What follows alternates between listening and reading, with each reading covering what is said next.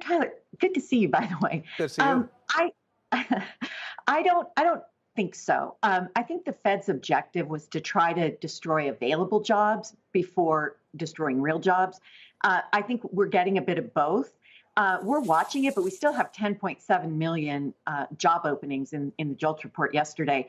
But, jobless claims have risen pretty dramatically from 166,000 in March to 257 last week. All of this movement and in the JOLTS and the jobless claims are coincident with when the Fed started to seriously address inflation through quantitative tightening and raising the rate. So I think we're a far ways away from a labor crisis or high unemployment rates. I don't know if we're in a recession, but it's just technical. It's been so politicized. The first quarter we saw a negative print, but it was because we had a surge in imports. They were unable to unload off, if you recall, offload from the ships in December. And so all that stuff came in the first quarter, which also hurt Target and Walmart because their inventories, bloated. So I think we have to understand why the GDP number's been negative, and I just don't think it's going to be a serious recession. So is the Fed doing what it should be doing, or maybe what it should have been doing last year, late last year, even into the summer of last year? And am I right in thinking that maybe you see a soft landing for the economy? I certainly hope so. I think one of the wild cards, Tyler, is this Inflation Reduction Act.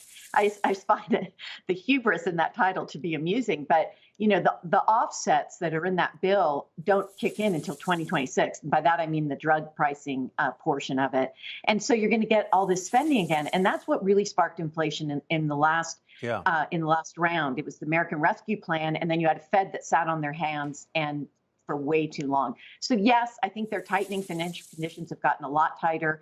We started adding risk back into our portfolios in mid-June. That turned out to be a good call, and you're seeing it come, in through the NASDAQ. Yeah, I kind of agree with you on the title of that bill, of that law. It's ironic or cheeky or I don't know, whatever. The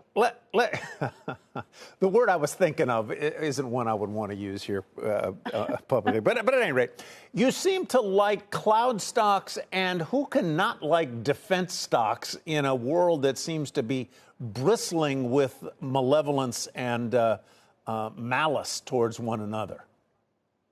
Yeah, well, cloud and cyber have long been our themes, and I've talked about that on your air many, many times. And those were the names we were adding to in June. So, the growth is still robust. It's a solution for a short, labor shortage. Same with the digitization names. So semiconductors, we've been adding to all of those. We're overweight technology now. And then defense, I think Raytheon's a great way to play that because, you're not just getting defense spending, but you're also getting commercial airline spend, and passenger miles are at 70% of pre-pandemic levels. So I think we're going to see further acceleration there. And then many of the countries, the NATO countries, are actually going to spend more than 2%, according to the CEO of Raytheon, 2% of their GDP. Mm-hmm. Sorry. So I think that's a great place to hide a portion of your assets and then add to the risk on pullbacks, not today. Shepard Smith here. Thanks for watching CNBC on YouTube.